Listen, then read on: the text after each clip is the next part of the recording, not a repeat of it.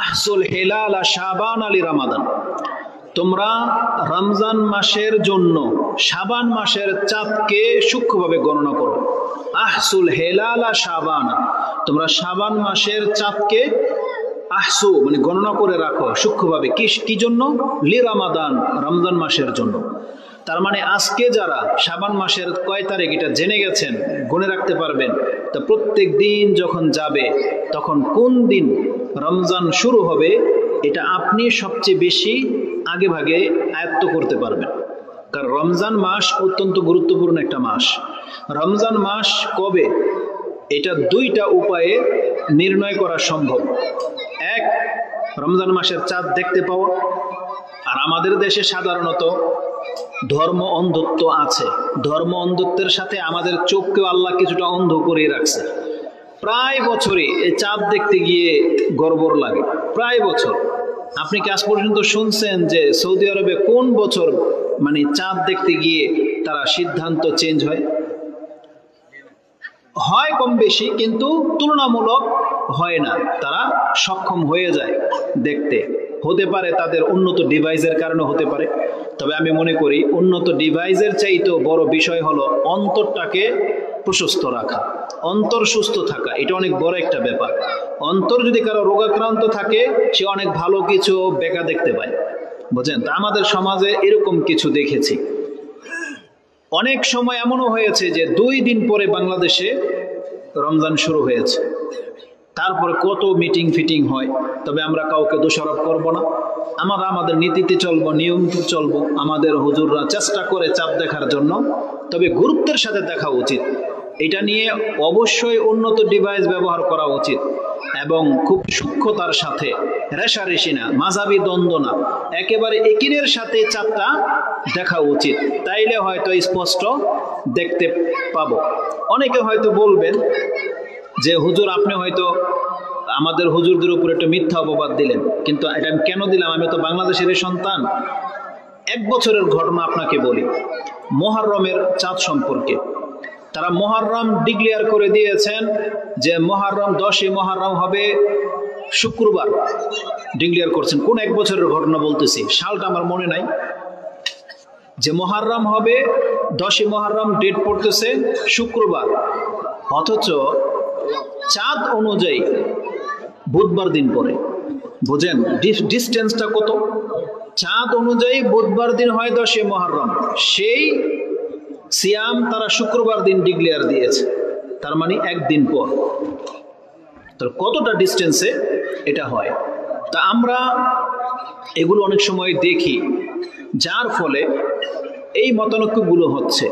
তো আমরা চাই যে তারা সূক্ষ্মতার সাথে চাঁদগুলো দেখুক, তাইলে যাতে করে সঠিক সময়ে আমরা রমজান মাস পেয়ে যেতে পারি। তো রাসূলুল্লাহ সাল্লাল্লাহু আলাইহি সাল্লাম বলেছেন, আহসুল হিলালা শাবান আলি রমাদান, তোমরা রমজান মাসকে সঠিক সময়ে হাসিল করতে হলে তাহলে শাবান মাসের চাঁদগুলোকে তোমরা সূক্ষ্মভাবে গণনা করবে। এটা আমাদেরকে জানানো হয়েছে। এই হাদিসটি আপনি তিরমিজিতে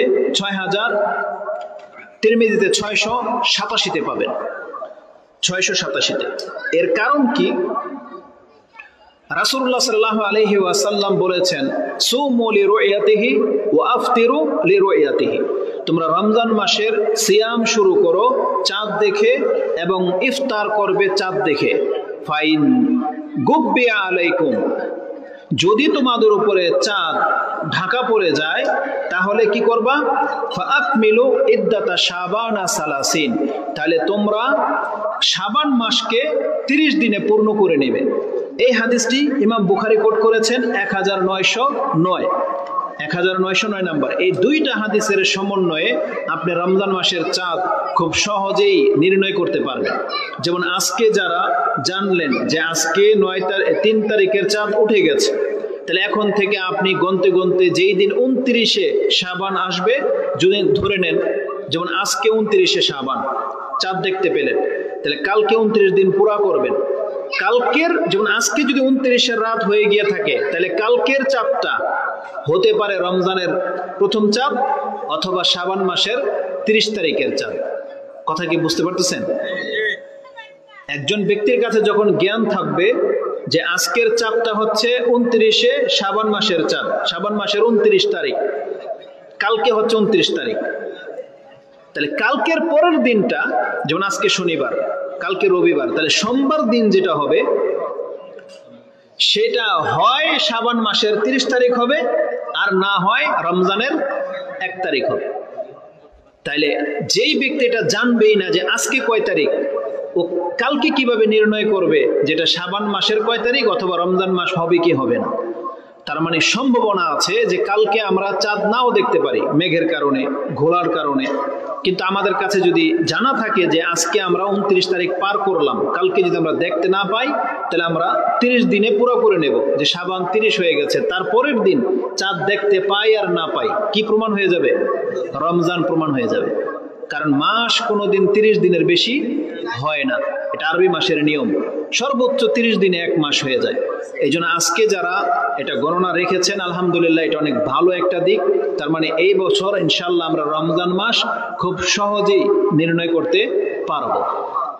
এই শাবান মাস, যদিও হাদিসটি দুর্বল, একটা হাদিসে রয়েছে যে রাসূলুল্লাহ সাল্লাল্লাহু আলাইহি ওয়াসাল্লাম থেকে মূলত এটা প্রমাণিত নাই যে রাসূল এরকম দোয়া করেছেন কিনা যে আল্লাহুম্মা বারিক লানা ফি শাবান ও বাল্লিগনা রমাদান, আল্লাহ তুমি আমাদের শাবান মাসে বরকত দান করো এবং আমাদেরকে রমজান মাস পর্যন্ত পৌঁছে দাও।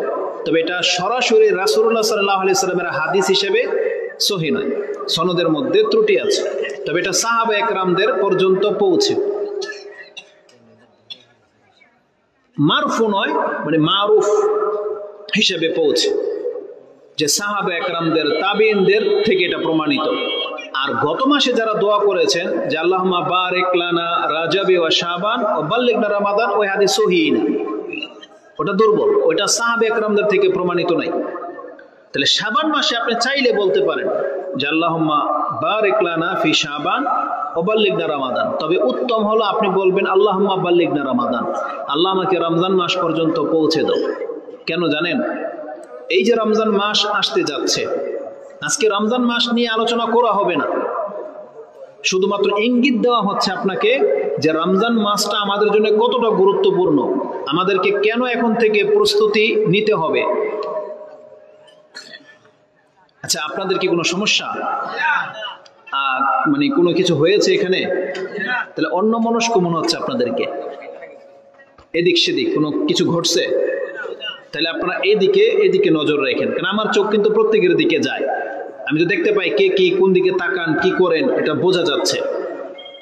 কথা যদি গুরুত্বের দিকে না নেন তো আমি কিন্তু আবার প্রশ্ন করব, তখন ওই যে যাকে ইশারা করব তাকে বলতে হবে যে আপনি তো শুনছেন কিনা, কারণ আমি তো সবার দিকে তাকাচ্ছি। কেন আপনার জন্য রমজান মাস গুরুত্বপূর্ণ? এটা এই জন্য যে আল্লাহ সুবহানাহু ওয়া তাআলা আমাদেরকে ক্ষমা করার জন্য বহু ব্যবস্থা করেছেন। তার মধ্যে কিছু সময় আছে যে সময়গুলো আমাদের জন্য খুবই গুরুত্বপূর্ণ। যেমন ইমাম মুসলিম রাহিমাহুল্লাহ তিনি তার এক হাদিসে উল্লেখ করেছেন, as-salawatul khamsa wal jumu'atu ila al-jumu'ah wa ramadanu ila ramadana mukaffiratun ma bainahunna idza ijtanabal kaba'ir। ইমাম মুসলিম তার তাহারাতের অধ্যায়ে হাদিস এনেছেন যে রাসূলুল্লাহ সাল্লাল্লাহু আলাইহি ওয়াসাল্লাম বলেন, সম্ভবত 440 নম্বরে হাদিসটি রয়েছে, যে রাসূলুল্লাহ সাল্লাল্লাহু আলাইহি ওয়াসাল্লাম বলেন, এই যে তোমাদের 5 ওয়াক্ত সালাত, আর জুমা থেকে আরেক জুমা, আর রমজান থেকে আরেক রমাদান, মুকাফফিরাত, এই 1 বছরের মাঝে, যেমন গত রমজান যারা পেয়েছিলেন, হক আদায় করেছেন, এই রমজানের দ্বার প্রান্তে আপনি পৌঁছে যাচ্ছেন, আর মাত্র 27 দিন বাকি, তাই না? এই রমজান মাস যদি আপনি পেয়ে যান, আমি আর আপনি যদি পেয়ে যাই, মর্যাদা কি? আল্লাহ 1 বছরের গুনাহ মাফ করে দিবেন। তার মানে আমরা এখনো সিয়াম রাখি নাই, ধরেন এই যে আজকে চাঁদ উঠে গেছে, কালকে রমজান কিনা সিয়াম কিনা, যদি আজকে ধরেন রমজান মাসের চাঁদ, ধরেন আজকে চাঁদ রাত, আমরা ধরেন তারাবি পড়ে এখানে বসছি, তা রমজান মাস কি শুরু হয়েছে কিনা? আমরা তো এইমাত্র তারাবি পড়ে আসলাম, তা রমজান মাস শুরু হয় নাই? হ্যাঁ, তাইলে তারাবি পড়ে যখন আসলেন তার মানে রমজান মাস শুরু হয়ে গেছে, তাই না? সিয়াম রাখছেন, সিয়াম তো রাখবেন কালকে, তাই না? দিনে। আল্লাহর রহমত দেখেন, সিয়াম রাখবেন আপনি দিনে, কিন্তু রমজান মাস চলে আসছে রাত্রে, আল্লাহ রাতে আপনার 1 বছরের গুনাহ আল্লাহ মাফ করে দেন। এটা হচ্ছে আল্লাহর দয়া। এটা কিন্তু সিয়ামের মর্যাদা না, এটা রমজান মাসের মর্যাদা। মানে রমজান মাস, এই রমজান মাসের একটা মর্যাদা আছে যে মুসলিমদের জন্য আল্লাহ সুবহানাহু ওয়া তাআলা এত ক্ষমার ব্যবস্থা করেছেন যে রমজানের চাঁদ আমাদের জন্য এতটা গুরুত্বপূর্ণ যে যেমনি রমজানের চাঁদ উঠে যাবে আর আপনি জীবিত মুসলিম, আপনার 1 বছরের গুনাহ আল্লাহ মাফ করে দিবেন।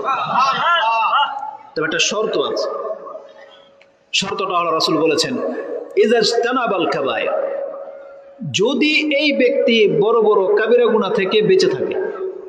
সেটা কি? যেমন হত্যা করা, সে কাউকে হত্যা করে নাই। জেনা করা, সে জেনায় লিপ্ত হয় নাই। নেশা করা, সে কোনো নেশাতে অন্তর্ভুক্ত হয় নাই।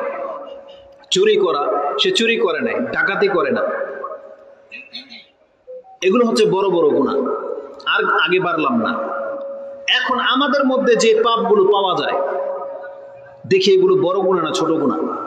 মিথ্যা বলা বড় না ছোট? বড়। আমরা মনে কেউ মিথ্যা বলি না, বলি? মুশকিল।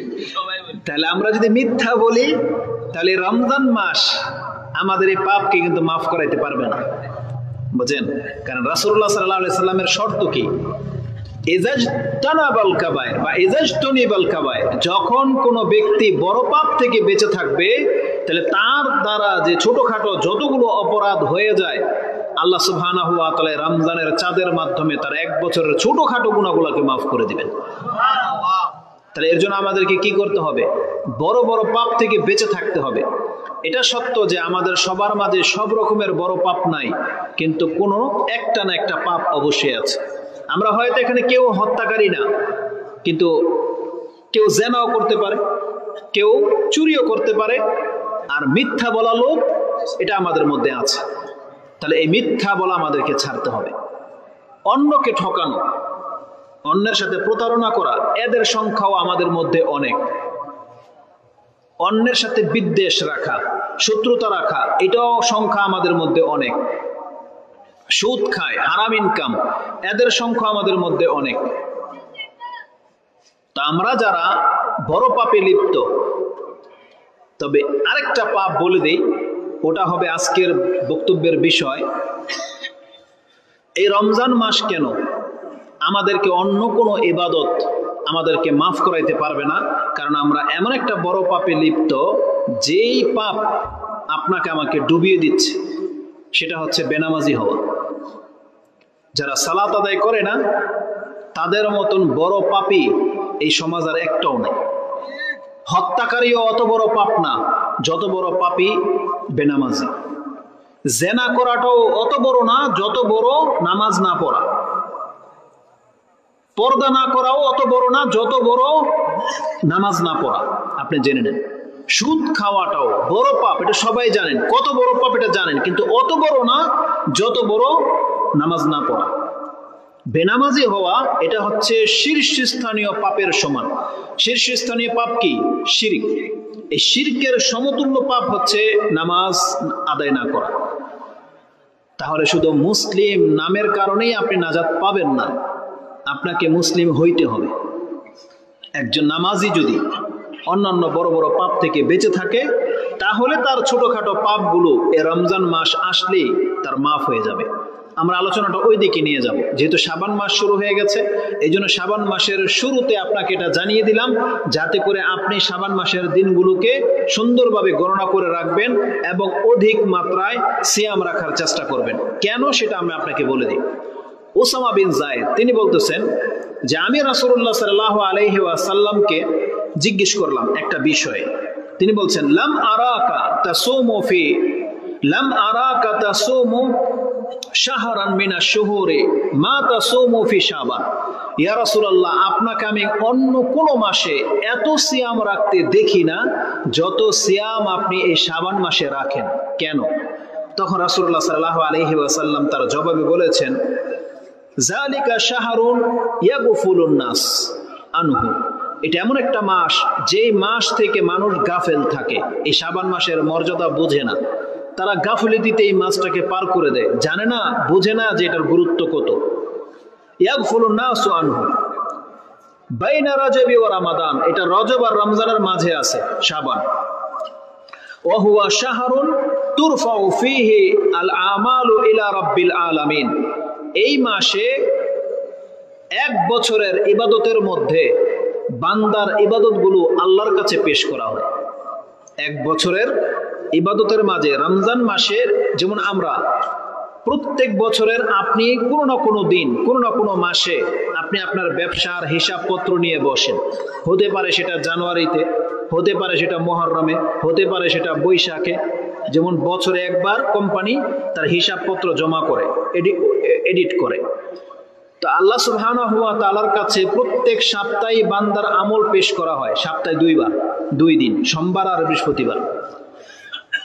যেই কারণে রাসূলুল্লাহ সাল্লাল্লাহু আলাইহি ওয়াসাল্লাম শাবান মাসে অত্যধিক সিয়াম রাখতেন, ওই একই কারণে রাসূলুল্লাহ সাল্লাল্লাহু আলাইহি ওয়াসাল্লাম সোমবার এবং বৃহস্পতিবার দিনও সিয়াম রাখতেন। সেটা কি?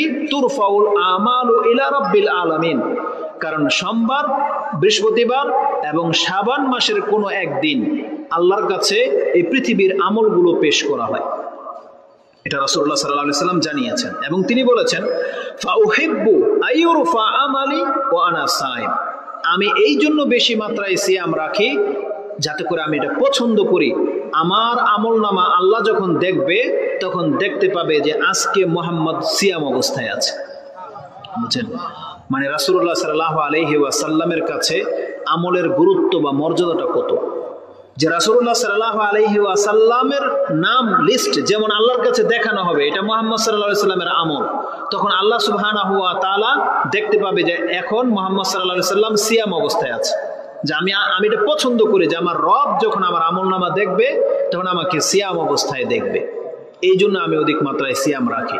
এই হাদিসটি হাসান, গ্রহণযোগ্য, সহিহ, যেটা আপনি সুনানুন নাসাই, ইমাম নাসাই তিনি তার কিতাবে উল্লেখ করেছেন 2357, সাহিহ তারগিব আর তারহিবের মধ্যে 1022 এবং মুসনাদে আহমদে হাদিসটি 21753 রয়েছে।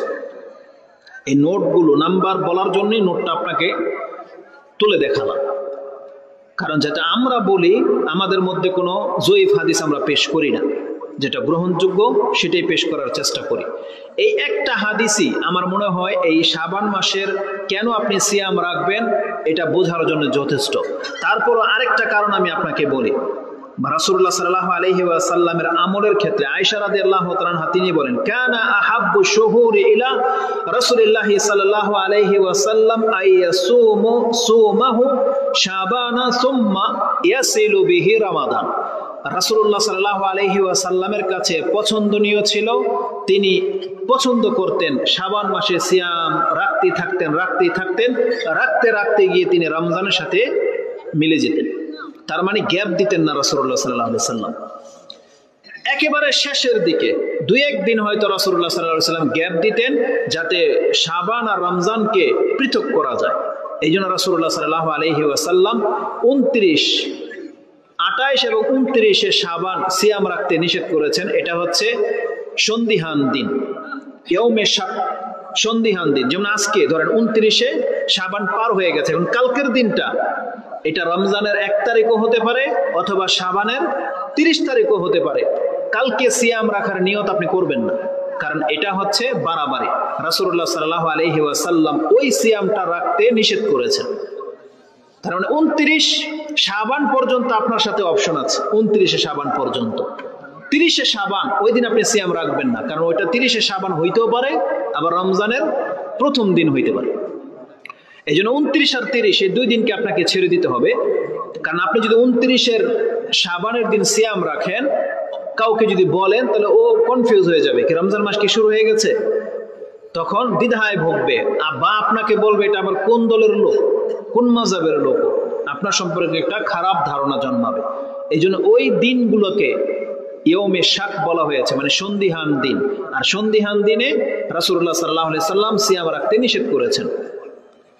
তা আমরা এই পর্ব থেকে যেটা জানলাম, এই রমজান মাসের আগেই শাবান মাসে রাসূলুল্লাহ সাল্লাল্লাহু আলাইহি ওয়াসাল্লাম অনেক সিয়াম রাখতেন।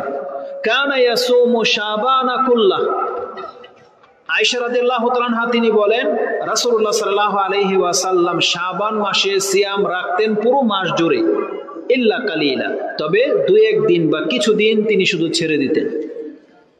উম্মে সালামা রাদিয়াল্লাহু তাআলা আনহা তিনি বলতেছেন যে রাসূলুল্লাহ সাল্লাল্লাহু আলাইহি ওয়াসাল্লাম তিনি 2 মাস সিয়াম কন্টিনিউ রাখতেন। তার মধ্যে একটা হলো রমজান মাস আর একটা হচ্ছে শাবান মাস। তার মানে শাবান মাসের প্রায় দিনগুলো রাসূলুল্লাহ সাল্লাল্লাহু আলাইহি সাল্লাম সিয়াম রাখতেন। যদিও একটা হাদিসে রয়েছে যে 15 শাবানের পরে আর সিয়াম রাখতে নিষেধ করা হয়েছে, মূলত ওটা হারাম বা অপছন্দনীয় নিষেধ না, ওটা হয়তো রাসূলুল্লাহ সাল্লাল্লাহু আলাইহি ওয়াসাল্লাম সতর্কবশত, অথবা আপনি যেন দুর্বল না হয়ে যান, এমন না যেন হয় আপনি সিয়াম রাখতে রাখতে ক্লান্ত হয়ে যাবেন আর রমজানে সিয়াম রাখতে গিয়ে আপনি ঘাটতি করবেন, এমনটা যেন না হয়। কারণ নফলের উপরে প্রাধান্য দিয়ে অনেকে ফরজ ছেড়ে দিবেন, এটা হইতে পারে না। যেমন আজকে আমাদের চরিত্র হয়ে গেছে, আমরা রাত ভরে ওয়াজ করি, যদি এটা আমাদের জন্য নফল ছিল। রাত ভরে ওয়াজ করা, 12টা পর্যন্ত ওয়াজ শুনবেন, ওয়াজ করব, এটা ছিল নফল। অধিকাংশ মানুষ এই নফলকে কেন্দ্র করে আজকে ফজরের নামাজ যেটা ফরজ, সে ফরজ ছেড়ে দিচ্ছে। রাত ভরে ওয়াজ করে আমরা যখন রওনা হই অনেক রাত হয়ে যায় বাসায় পৌঁছতে পৌঁছতে, তাহলে আমাদের এই কর্মের কারণে যদি ফজর নামাজ ছুটে যায়, তাহলে এই ওয়াজ আমাদেরকে জান্নাতে নিতে পারবে না, বরং ডুবাবে। তো এই জন্য আমাদের চরিত্রের মধ্যে অনেকে আছেন যারা ফরজের চাইতে নফলকে বেশি গুরুত্ব দেন, এটা মোটেও কাম্য নয়। অবশ্যই আপনাকে ফরজকে গুরুত্ব দিতে হবে। এমনকি আমাদের কাছে এমনও প্রশ্ন এসেছে যে সে তাহাজ্জুদ পড়ে, কিন্তু তাহাজ্জুদ বেশি রাত্রে পড়তে গিয়ে ফজরের নামাজ উঠতে পারে না। এই তাহাজ্জুদ আপনাকে উপকার করবে না, বরং ক্ষতি করবে। বরং তাহাজ্জুদটাই হলো ফজরকে ঠিক মতো পড়ার জন্য। এই জন্য ফজরের পূর্ব মুহূর্তে তাহাজ্জুদ পড়ার গুরুত্ব বেশি, যাতে আপনার ফজর ছুটে না যায়।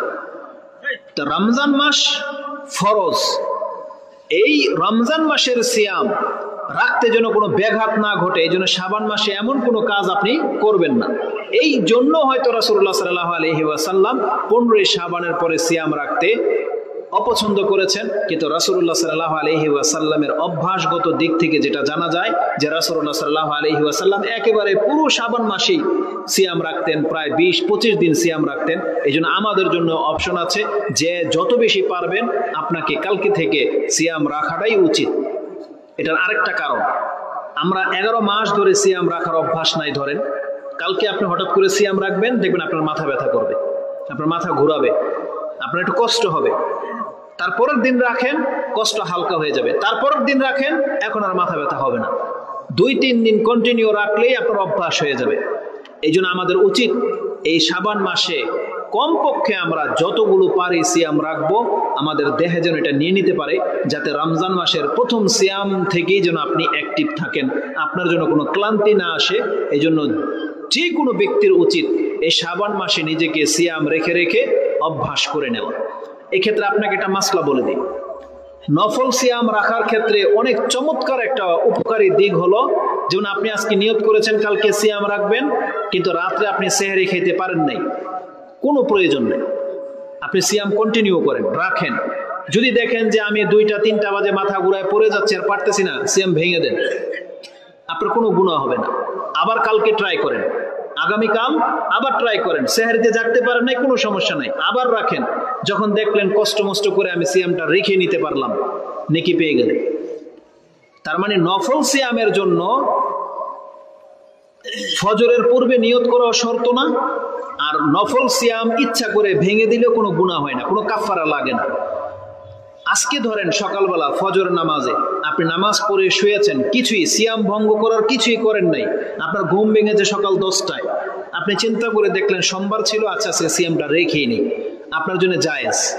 আপনি সকাল 10টা বাজে নিয়ত করেছেন, তারপরও আপনার জন্য জায়েজ যে আপনি সিয়ামের নেকি পেয়ে যাবেন। এটা হচ্ছে নফল সিয়ামের মর্যাদা বা নফল সিয়ামের সৌন্দর্যতা।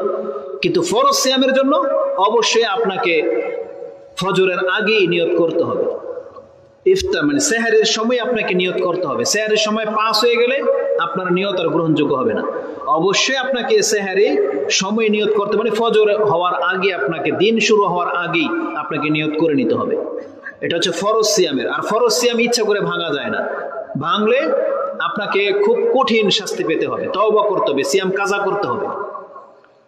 যদিও এই সম্পর্কে আমাদের ভুল ধারণা আছে যে ইচ্ছা করে কেউ সিয়াম ভাঙলে তাকে আরো 60টা সিয়াম রাখতে হবে না, ইচ্ছা করে কেউ সিয়াম ভেঙে ফেললে, খেয়ে ফেললে ওই কারণে তার 60টা সিয়াম রাখতে হয় না। যেগুলো মাসলা মাসাইল এগুলো খুব শীঘ্রই ইনশাআল্লাহ আপনারা আলোচনা মসজিদের খুতবায় শুনতে পাবেন, আমি ওদিকে যেতে চাচ্ছি না।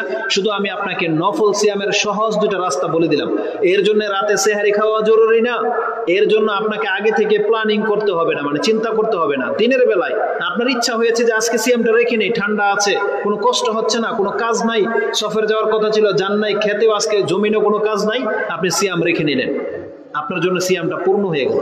কারণ রাসূলুল্লাহ সাল্লাল্লাহু আলাইহি ওয়াসাল্লাম কখনো কখনো দিনের বেলায় তার একাধিক স্ত্রীর ঘরে যেতেন, গিয়ে জিজ্ঞেস করতেন সকালে নাস্তার জন্য কিছু আছে, যদি বলতেন যে নাই, তখন রাসূল বলতেন ফাইজান আনা সাইমুন, তাহলে আজকে আমি সিয়াম ব্যক্তি, সিয়াম রেখে নিতেন। আবার রাসূলুল্লাহ সাল্লাল্লাহু আলাইহি সাল্লাম কখনো কখনো সিয়াম অবস্থায় তার দিন হতো, তখন দেখা গেছে যে দুপুরের সময় কোনো খাবার যদি তার কাছে চলে আসতে তার পছন্দ হয়েছে, রাসূল সাল্লাল্লাহু আলাইহি ওয়াসাল্লাম সিয়াম ভেঙে দিয়ে খেয়ে নিতেন। তার মানে নফল সিয়াম ইচ্ছা করে রাখা যায়, ইচ্ছা করে ভাঙা যায়, এর জন্য কোনো কাফফারা লাগে না। এটা জানা থাকলে আপনার জন্য যে কোনো সময় সিয়াম রাখাটা সহজ, যে কোনো সময়। এটা অত্যন্ত গুরুত্বপূর্ণ একটা ব্যাপার। অনেকে হয়তো জানে না বিদায় সেই জন্য সে কষ্ট করে সিয়াম রাখতে হবে, নাহলে গুনাহ হয়ে যাবে, এই জন্য সে নফল সিয়াম রাখতেই পারে না। না, এমন না, আপনি চেষ্টা করবেন, যত বেশি পারবেন চেষ্টা করবেন।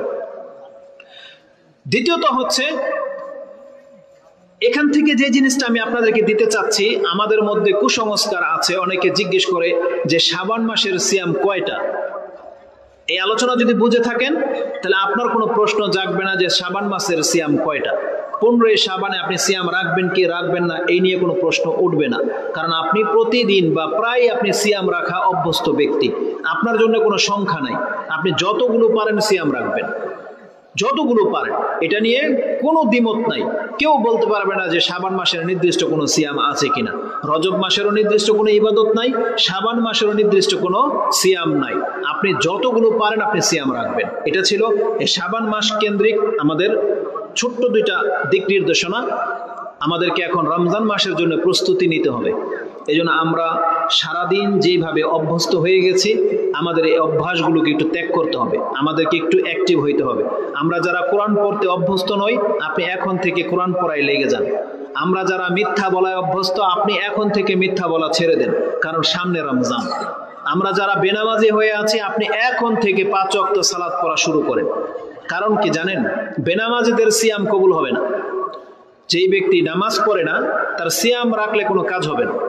কারণ কিয়ামতের মাঠে আল্লাহ সুবহানাহু ওয়া তাআলা যখন প্রথম হিসাব নেবেন, তখন আপনার নামাজের হিসাব নেবেন। আর নামাজ নাই, আপনার কাছ থেকে সিয়াম সম্পর্কে জিজ্ঞাসা করা হবে না। রাসূলুল্লাহ সাল্লাল্লাহু আলাইহি ওয়াসাল্লাম থেকে আবু হুরায়রা রাদিয়াল্লাহু তাআলা আনহু একটা হাদিস বর্ণনা করেছেন, যে হাদিসটি ইমাম তিরমিজি রাহিমাহুল্লাহ তিনি 413 এবং নাসাইতে হাদিসটি 464, 65 এবং 466 নম্বরে পাবেন। রাসূল বলেছেন, আউয়ালু মা ইউহাসাবু বিহিল আবদু ইয়াউমাল কিয়ামাতি মিন আমালিহি সালাতুহু। সর্বপ্রথম একজন ব্যক্তির কাছ থেকে তার আমলের হিসাব নেওয়া হবে তার নামাজের, তার সালাতের। ফাইন সালুহাত ফাকাদ আফলাহা ওয়া আনজা ওয়া ইন ফাসাদাত ফাকাদ খাবা ওয়া খাসির। যেই ব্যক্তি তার নামাজকে সুরক্ষিত রাখতে পেরেছে, এই ব্যক্তি নাজাত পাবে, মুক্তি পাবে। আর যেই ব্যক্তি তার নামাজকে নষ্ট করেছে, এই ব্যক্তিকে তার কোনো ইবাদত তাকে বাঁচাতে পারবে না, কোনো ইবাদত তার ক্ষতিগ্রস্ত হওয়া থেকে বাঁচাতে পারবে না। কারণ এই জন্য রাসূল বলেছেন প্রথম হিসাব নেওয়া হবে তার নামাজের। দুনিয়াতেও আমাদেরকে শিক্ষা দেওয়া হয়েছে, নামাজের শিক্ষা প্রথম। ইবনে আব্বাস রাদিয়াল্লাহু তাআলা আনহুমা তিনি মুআজ বিন জাবাল রাদিয়াল্লাহু তাআলা আনহুকে ইয়ামান দেশে পাঠাচ্ছেন দাওয়াতি কাজ করার জন্য, এবং বলতেছেন, ইয়া মুআজ ইন্নাকা তাতি কাওমান মিন আহলিল কিতাব ফালিয়াকুন আউয়ালু মা তাদউহুম ইলা শাহাদাতি আল্লা ইলাহা ইল্লাল্লাহ ওয়া আন্নী রাসূলুল্লাহ। হে মুআজ, তুমি ইয়ামান দেশে যাচ্ছ, সেখানকার মানুষ কিন্তু আহলে কোরআন বা আহলে কিতাব, তারা কিতাব প্রাপ্ত হয়েছিল, ইহুদি বা খ্রিস্টান। তুমি গিয়ে তাদেরকে সর্বপ্রথম দাওয়াত দেবে যে তোমরা বলো আশহাদু আল্লা ইলাহা ইল্লাল্লাহ ওয়া মুহাম্মাদুর রাসূলুল্লাহ, এটা বলতে বলবা। ফাইন আতাউকা লিজালিকা, যদি তারা তোমার এই কথাকে মেনে নেয়, ফাইন আতাউকা ফাইন আতাহুম লিযালিকা ফাআলিমুহুম আন্নাল্লাহা আফতারাদা খামসা সালাওয়াতিন ফিল কুল্লি ইয়াউমিন ওয়া লাইলা। তারা যদি এই কালেমার দাওয়াতটা মেনে নেয় তাহলে তাদেরকে তুমি শিক্ষা দেবে যে আল্লাহ তাদের উপরে দিনে এবং রাতে 5 ওয়াক্ত নামাজ ফরজ করেছেন। ফাইনহুম আতাউকা লিযালিক, তারা যদি তোমার এই কথাটা মেনে নেয়, ফাআলিমুহুম আন্নাল্লাহা আফতারাদা আলাইহিম সাদাকা তুখাযু মিন আগনিয়াইহিম ওয়া তুরাদ্দু ইলা ফুকারাইহিম ইলা আখিরিল হাদিস। রাসূলুল্লাহ সাল্লাল্লাহু আলাইহি সাল্লাম বলেছেন, কালেমার পরে তারা যদি তোমার নামাজের কথাটা মেনে নেয় যে তারা 5 ওয়াক্ত নামাজ পড়বে, তাহলেই তাদেরকে যাকাতের শিক্ষা দেবে ইলা আখিরিল হাদিস। তার মানে ইসলামের একটা নিয়ম আছে, সিরিয়াল আছে। যেই ব্যক্তি বলবে আমি মুসলিম, তার প্রথম কাজ হচ্ছে নামাজ আদায় করা, প্রথম কাজ। এছাড়া তার কাছ থেকে আর কোনো কিছু তলব করা হবে না। আপনাদেরকে একটা উদাহরণস্বরূপ বলি, ধরে নেন কোনো হিন্দু যদি মুসলিম হয়, ধরেন আজকে একটা হিন্দু মুসলিম হইল, ওকে আপনি প্রথমে কি বলবেন? যে তোমার যে টাকা পয়সাগুলো আছে এগুলো যাকাত দাও, কি বলবেন?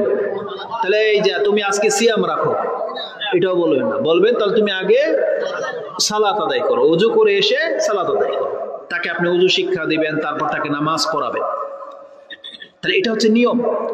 সালাতের ওয়াক্ত 5 বার আসে, এটা আমাদেরকে প্রমাণ করতে হয় যে আমরা মুসলিম। 5 বার যেই ব্যক্তি মুসলিম প্রমাণ করবে তার জন্য হচ্ছে রমজান, তার জন্য যাকাত, তার জন্য হজ বা অন্যান্য ইবাদত।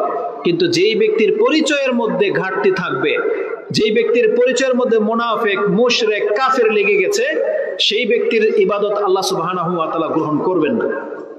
ইবাদত গ্রহণ করা হয় মুসলিমের, সেটা অল্প হোক বা বেশি হোক, কিন্তু ইবাদত গ্রহণ করা হয় মুসলিমের। এই জন্য 5 ওয়াক্ত সালাত বিহীন কোনো ব্যক্তি রমজান মাস পেলেও কোনো কাজ হবে না। এই জন্য আজকে এখন থেকে আপনি উদ্যমী হন যে ভুল করেছি, আমি এখন থেকে 5 ওয়াক্ত নামাজ ছাড়বো না। তাইলে আপনার পরিচয় হবে আপনি মুসলিম। আর এটা শুধু আমাদের কথা না, এই মর্মে সাহাবা একরামদের ঐক্যমত রয়েছে।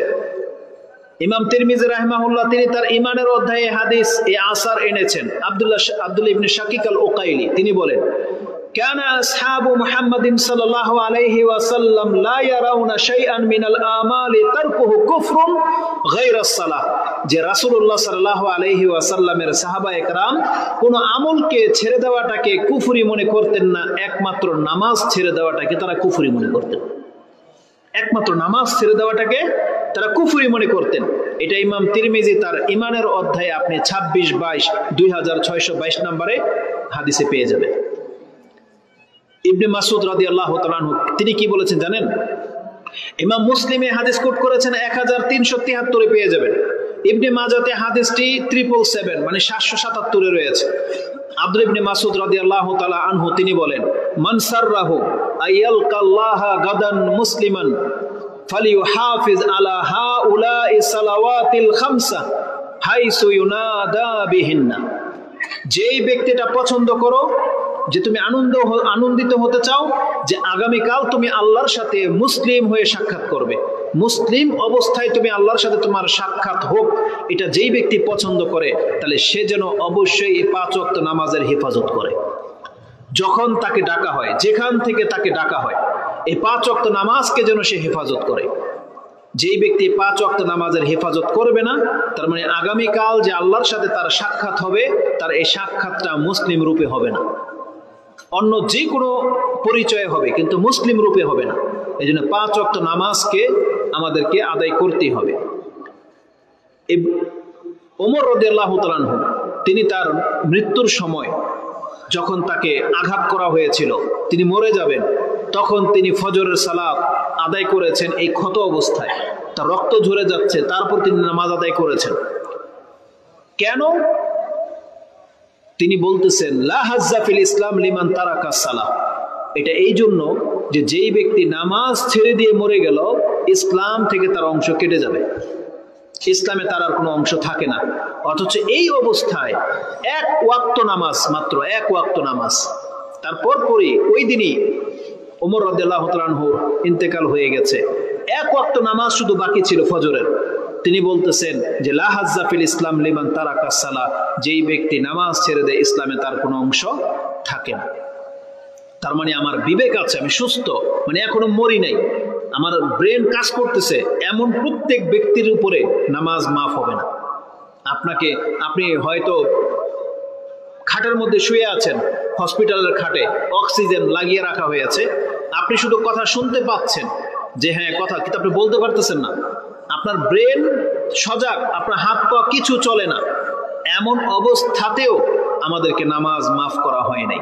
তখনকার নামাজ কেমন হবে? কিবলাও লাগবে না, পবিত্র লাগবে না, আপনি কিন্তু কাউকে বলতেও পারতেছেন না ওযু আছে না নাই। আপনি শুয়ে থেকে আপনার নিয়তের উপর নামাজ চলবে, চোখের ইশারায় নামাজ চলবে। আল্লাহ সুবহানাহু ওয়া তাআলা এই অবস্থাতে নামাজ মাফ করে নাই। এটা এতটা মারাত্মক বিষয়।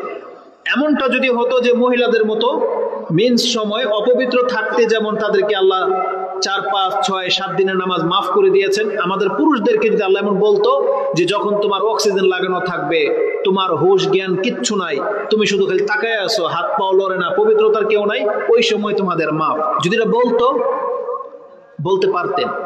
কিন্তু আমাদের পুরুষদেরকে আল্লাহ সুবহানাহু ওয়া তাআলা এমন কোন অবস্থায় নামাজ মাফ করে নাই। বরং ইমাম বুখারী রাহিমাহুল্লাহ তিনি তার কিতাবের মধ্যে উল্লেখ করেছেন, as-সালাতু বলা হয়েছে রিজালান ও রুকবানান। একজন ব্যক্তি যুদ্ধের ময়দানে কিভাবে নামাজ আদায় করতে হবে বলা হয়েছে রিজালান ও রুকবানান। আপনি ঘোড়ার উপরে, উটের উপরে, ট্যাঙ্কের ভিতরে দৌড়াচ্ছেন অস্ত্র নিয়ে, গুলি চলতেছে, নামাজ চলবে, তাকবীরও চলবে, গুলিও চলবে। কি মনে করেন? এই অবস্থাতে নামাজ মাফ করা হয় নাই। আর আমরা সুস্থ ব্যক্তি ঘরে বসে কম্বলের নিচে বসে আছি, তারপর আমরা সালাত আদায় করি না। এটা মোটেও কাম্য নয়। আপনি জানেন যারা সুস্থ ব্যক্তি আর নামাজ আদায় করেন না, আল্লাহ আপনার সুস্থতার কথাটাই কোরআনে তুলে ধরেছেন। যারা আজান শুনতে পেল, সুস্থ, নামাজ পড়েন না, কিয়ামতের মাঠে আল্লাহ আপনাকে যখন প্রমাণ করার জন্য সেজদা করতে বলা হবে, সেই দিন আপনি সেজদা করতে পারবেন না। কোরআনে আল্লাহ সুবহানাহু ওয়া তাআলা এই কথা উল্লেখ করে দিয়েছেন, যেটা সূরা মুলক 67, তার পরের সূরা কলম 68 নম্বর সূরা। আপনি 42, 43, 44 এই আয়াতগুলো দেখেন, তাতে আল্লাহ সুবহানাহু ওয়া তাআলা বলেছেন ইয়াউমা ইউকশাফু আন সাক ওয়া ইউদআউনা ইলা সুজুদি ফালা ইস্তাতিউন খাশিয়াতান আবসারুহুম তারহাকুহুম যিল্লাহ ওয়া কাদ কানু ইউদআউনা ইলা সুজুদি ওয়া হুম সালিমুন। আল্লাহ বলেছেন কিয়ামতের মাঠে যখন আমি পায়ের গোছাকে উন্মুক্ত করে দিয়ে এদেরকে বলবো আসো আমাকে সেজদা করে ঈমানকে প্রমাণ করে দেখাও, আল্লাহ বলেছেন ফালা ইস্তাতিউন, বহু সংখ্যক মানুষ সেই জায়গাতে আল্লাহকে সেজদা করতে পারবে না। তাদের চেহারা ভয়ে একবার লাঞ্ছিত হয়ে যাবে। আল্লাহ বলছেন কেন এটা? ওয়াকাদ কানু ইউদআউনা ইলা সুজুদ, দুনিয়াতেও তাদেরকে আমাকে সেজদা করার জন্য ডাকা হয়েছিল, ওহুম সালিমুন, আর তারা সুস্থ ছিল, সক্ষম ছিল, তারা নির্ভয়ে ছিল, নিরাপত্তায় ছিল। এমন না যে আপনার কোনো ভয় আছে, এমন না যে আপনার কোনো বাধা বিঘ্ন আছে, এমন না যে আপনি এতটা অপারগ যে আপনি সেজদা করতে পারেন না, এমন না। বরং আল্লাহ সুবহানাহু ওয়া তাআলা বলেছেন, জি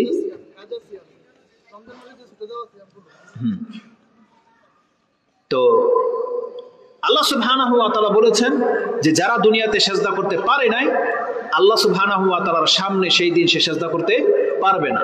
এজন্য একটু ভয় করেন। আল্লাহ সুবহানাহু ওয়া তাআলার সামনে কিন্তু ঈমানকে প্রমাণ করতে হবে এই নামাজের মাধ্যমে, সাজদার মাধ্যমে। এটা ভয় করেন। জাবের রাদিয়াল্লাহু তাআলা তিনি বলেছেন যে রাসূল আমাদেরকে জানিয়েছেন, যেটা আপনি বুখারীতে 554 পেয়ে যাবেন, যে কুন্না ইনদান নবী সাল্লাল্লাহু আলাইহি ওয়াসাল্লাম ফানাযারা ইলাল কমার লাইলাতুল বদর। আমরা রাসূলুল্লাহ সাল্লাল্লাহু আলাইহি ওয়াসাল্লামের কাছে বসা ছিলাম, তিনি পূর্ণিমার চাঁদের দিকে তাকালেন এবং বললেন ইন্নাকুম সাতারাউনা রাব্বাকুম কামা তারাউনা হাযাল কমার লা তুদাম্মুনা ফিহি। তোমরা সবাই যখন এই চাঁদের দিকে তাকাও, যেমন কোনো গ্যাদারিং হয় না, তোমরা এভাবে সচক্ষে আল্লাহকে কাল কিয়ামতের মাঠে দেখতে পাবে। তোমাদের কারো কোনো ব্যাঘাত ঘটবে না, সচক্ষে আল্লাহকে দেখতে পাবে। ফামান ইস্তাতা মিনকুম আল্লাহ ইয়াগলিবান্না যার পক্ষে এটা সম্ভব, যেই ব্যক্তি অপারগ হবে না, সালাতুন কাবলা তুলুই শামসি ওয়া সালাতুন কাবলা গুরুবি শামস ফালিয়াফআল, যেই ব্যক্তির পক্ষে এটা সম্ভব যে সে অপারগ হবে না সূর্য ওঠার আগের সালাত থেকে এবং সূর্য ডোবার আগের সালাত থেকে, তাহলে সে যেন অবশ্যই এই সালাত আদায় করে। তার মানে কোন সালাত? সূর্য ডোবার আগের সালাত কোনটা? আসর। আর সূর্য ওঠার আগের সালাত ফজর। মানে ফজর সূর্য ওঠার আগেই আদায় করতে হয়, আর সূর্য ডোবার আগের আসর।